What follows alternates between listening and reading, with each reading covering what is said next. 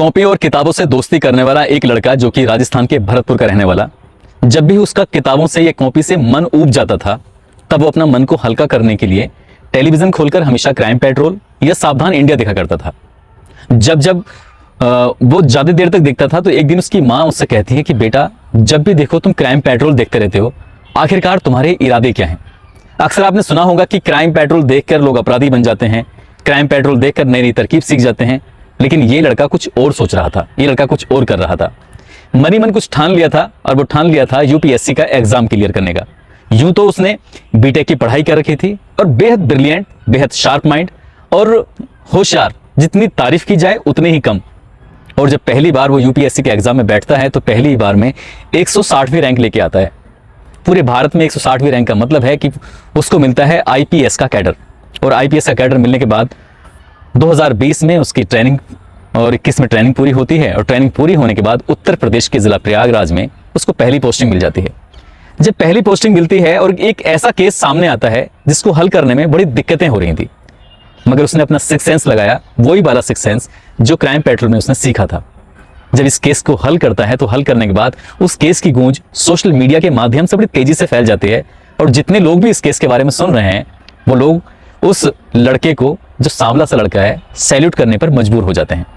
आप भी शायद इस कहानी को सुनने के बाद, आप भी इस किस्से को सुनने के बाद उस लड़के को एक सैल्यूट तो जरूर करेंगे। आदाब, नमस्कार, सत श्री अकाल। मैं उस्मान सैफी। आज की जो सच्ची घटना मैं आपको सुनाने जा रहा हूं, ये सच्ची घटना है। प्रयागराज का एक थाना लगता है घूरपुर। दरअसल 4 अप्रैल 2022 का ये वाकया है। सुबह के लगभग 10 बज रहे होंगे। एक लड़का जो कि आईपीएस क्वालिफाई करने के बाद एज ए ट्रेनी किसी भी आईपीएस ऑफिसर को पहली पोस्टिंग थानेदार के रूप में मिलती है, तो घूरपुर थाने में इनकी पोस्टिंग हो जाती है। थाने में जाने के बाद वहां पर कांस्टेबल, दरोगा और इंस्पेक्टर जितने भी होते हैं सबसे इंट्रोडक्शन लिया जा रहा था, एक दूसरे से नाम पूछा जा रहा था और अपने बारे में बताया जा रहा था। अचानक ही एक महिला और एक पुरुष, जो कि ज्यादा उनकी उम्र नहीं, 50 साल के आसपास, वो दोनों रोते हुए बिलखते हुए थाने पहुंच जाते हैं और रोते हुए कहते हैं कि साहब, मेरी बेटी को बचा लीजिए। जब ये बार बार एक ही बात वो महिला लगातार थाने में आकर एक बात कहती है तो इंट्रोडक्शन तो बीच में छोड़ दिया जाता है। एक सिपाही से कहा जाता है कि जो महिला और पुरुष बाहर हैं उनको अंदर भेजिए, उनसे बात करनी है। अब जब बातचीत करने का नंबर आता है तो वो महिला रोते हुए कहती है कि साहब, मेरी बेटी, जिसकी उम्र या तो 16 साल या 17 साल के आसपास है, वो अचानक ही 17 मार्च 2022 को घर से गायब हो जाती है। ऐसी कौन सी जगह है, ऐसा कौन सा उसका दोस्त है, ऐसा कौन सा उसका मिलने वाला है जहां हमने तलाश नहीं किया है? तमाम कोशिशें हमारी बेकार चली गई हैं। हमने आपके थाने में मुकदमा भी दर्ज करा दिया है, लेकिन कोई सफलता नहीं मिलती। आपकी पुलिस सुनती ही नहीं है, कोई कार्रवाई नहीं कर रही है। जो पहले यहाँ के इंचार्ज थे वो जा चुके थे, नए आईपीएस ऑफिसर ने ज्वाइन किया था। अब आईपीएस ऑफिसर ने कहा, अम्मा तुम परेशान मत हो, मैं अपनी तरफ से पूरी कोशिश करूंगा आपकी बेटी को ढूंढ कर लाने की।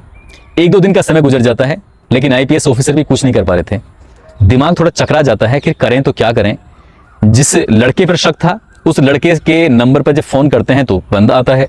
उसके माँ बाप से बात करते हैं तो कहते हैं मेरा संपर्क नहीं है। उसके दोस्तों से बात करते हैं तो कहते हैं हमारा संपर्क नहीं है। उसके जितने भी कांटेक्ट में लोग थे सबके सब हाथ खड़े कर देते हैं कि हमारा उससे कोई कांटेक्ट नहीं है, करें तो क्या करें।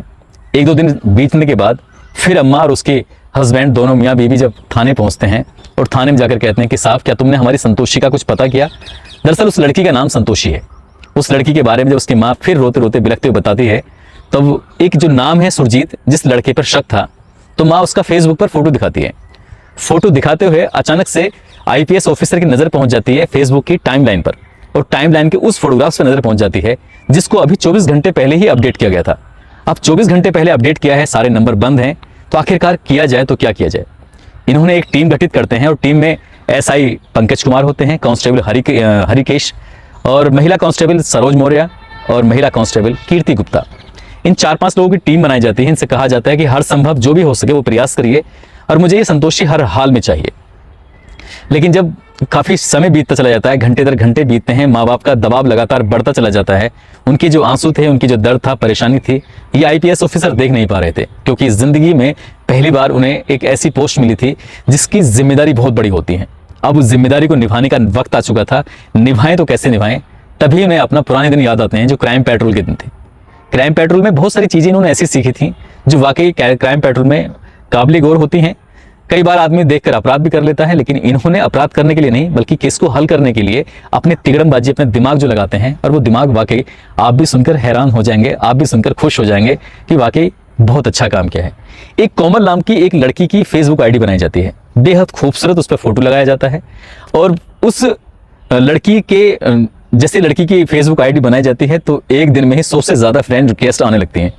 अब फ्रेंड रिक्वेस्ट आने लगती है, सबको एक्सेप्ट कर लिया जाता है। अब जैसे ही 100 की 100 फ्रेंड रिक्वेस्ट को एक्सेप्ट किया जाता है तो अगले दिन पता चलता है कि 500 से ज़्यादा फ्रेंड रिक्वेस्ट इस आईडी पर आ चुकी हैं। अब करें तो क्या करें, इन्होंने कुछ और सोच रखा था। दरअसल उसी सुरजीत को वे फ्रेंड रिक्वेस्ट भेजते हैं और फ्रेंड रिक्वेस्ट भेजने के बाद ये कोमल नाम की लड़की जब फ्रेंड रिक्वेस्ट भेजती है तो साथ में भेजती है एक मैसेज, कहती है हैंडसम, क्या तुम सच में इतने हैंडसम हो या फिर किसी ऐप का इस्तेमाल कर रखा है। तो वो लड़का थोड़ा सा परेशान हो जाता है। तारीफ किसको अच्छी नहीं लगती, उस लड़के की तारीफ की गई थी तो इसलिए वो चहक जाता है, खुश हो जाता है। सामने उस लड़के ने इस कोमल की जब आईडी को चेक किया है तो कई सारे फोटोग्राफ्स उसमें रखे हुए थे, एक से एक सुंदर फोटोग्राफ्स। और वो लड़की कहती है कि हैंडसम तुम कैसे हो, क्या तुमने ये जो रूप है वो इतना सुंदर है या फिर किसी ऐप से बना रखा है। तो उस लड़के के अंदर भी एक जिज्ञासा जाग जाती है बातचीत करने की और बातचीत का सिलसिला शुरू हो जाता है। अब दिन हो या रात हो, वो जिस लड़की को लेके गया हुआ था, जिस लड़की के साथ था, उसको तो भूल जाता है। अब फेसबुक की एक दुनिया में वो खो जाता है। कोमल से उसकी बातें शुरू हो जाती हैं। बातचीत का सिलसिला कुछ ज़्यादा बढ़ने लगता है। लड़की कहती है कि रात में कभी भी मुझसे बात मत करना, जब भी बात करो तो दिन में बात करना, क्योंकि मेरी मम्मी और पापा अगर किसी ने देख लिया तो मेरी शामत आ जाएगी। वो लड़का पूछता है कि तुम कहाँ रहती हो, तो लड़की कहती है कि मैं गोरखपुर में रहती हूँ और फिलहाल पढ़ाई कर रही हूँ, कुछ आगे पढ़ के बनने की कुछ इच्छा है, लेकिन तुम्हारी आईडी देखी, तुमसे बातचीत करने का मन किया, तुम मुझे वाकई बहुत अच्छे लगे, बहुत हैंडसम हो तुम जो। जब ये मीठी मीठी लिपड़ी चिपड़ी बातें हो रही थी तो उस लड़के के मन में भी इस लड़की के प्रति लड्डू फूटने शुरू हो जाते हैं और ये बातचीत का सिलसिला शुरू हो जाता है। हर एक दिन अचानक वो लड़का दिन के संबंध में वीडियो कॉल कर बैठता है और जैसे ही वीडियो कॉल का सिग्नल बजता है मोबाइल के अंदर तो आईपीएस ऑफिसर के भी हाथ कांपने लगते हैं कि अब करूं तो क्या करूं। तभी उन्हें याद आता है मैंने एक टीम जो बनाई थी, टीम में 2 लड़की, एक का नाम कीर्ति गुप्ता और दूसरे का नाम सरोज मौर्य। तो जल्दी से वो आवाज लगाते हैं, एक कांस्टेबल जल्दी से इधर आओ। तो कीर्ति गुप्ता आती हैं। कीर्ति गुप्ता आने के बाद कहती सर क्या करना है कहते हैं कि एक काम करो, इससे बातचीत करो।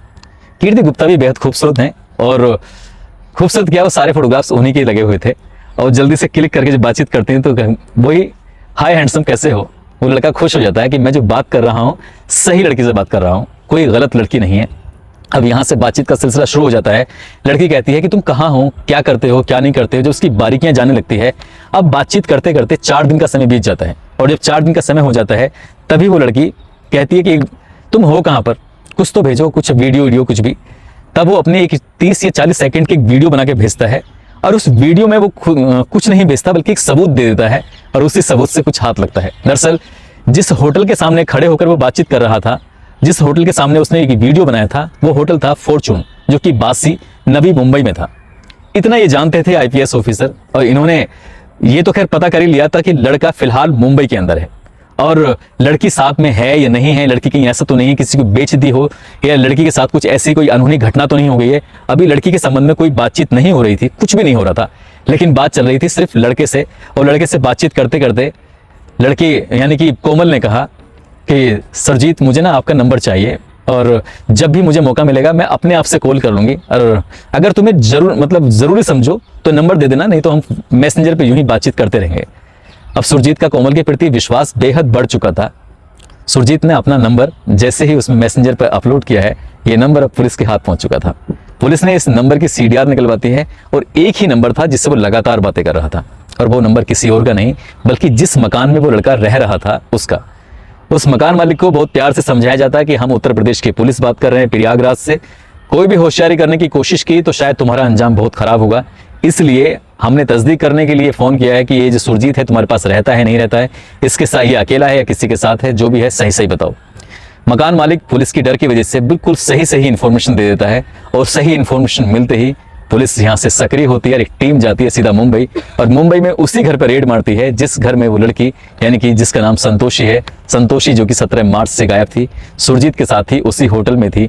इस कहानी से, इस घटना से एक बात तो बिल्कुल क्लियर हो चुकी है कि उसको संतोषी से बिल्कुल भी प्रेम नहीं था। प्रेम होता तो जाहिर सी बात है वो कोमल से बिल्कुल भी बातचीत नहीं करता, क्योंकि जिस कोमल को वो 17 मार्च को लेके गया था, उस जिस संतोषी को वो 17 मार्च को लेके गया था और कोमल से वो 5 या 7 अप्रैल से उसने बातचीत करनी शुरू कर दी और 4-5 दिन लगातार बातचीत करता रहता है।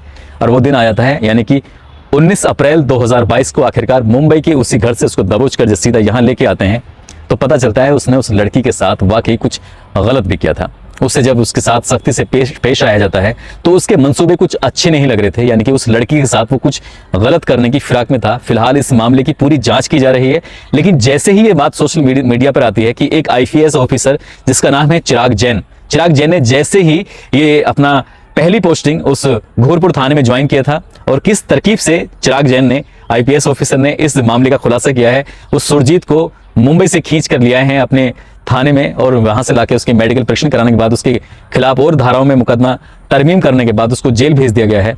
ये वाकई काबिल गौर वाली बात है। सब लोग IPS ऑफिसर चिराग जैन की लगातार तारीफ कर रहे हैं। मैं दोस्तों एक बात कहना चाहता हूं कि क्राइम पेट्रोल देखकर जरूरी नहीं है कि क्राइम ही सीखा जाए। क्राइम पेट्रोल देखकर आप IPS ही बन सकते हैं।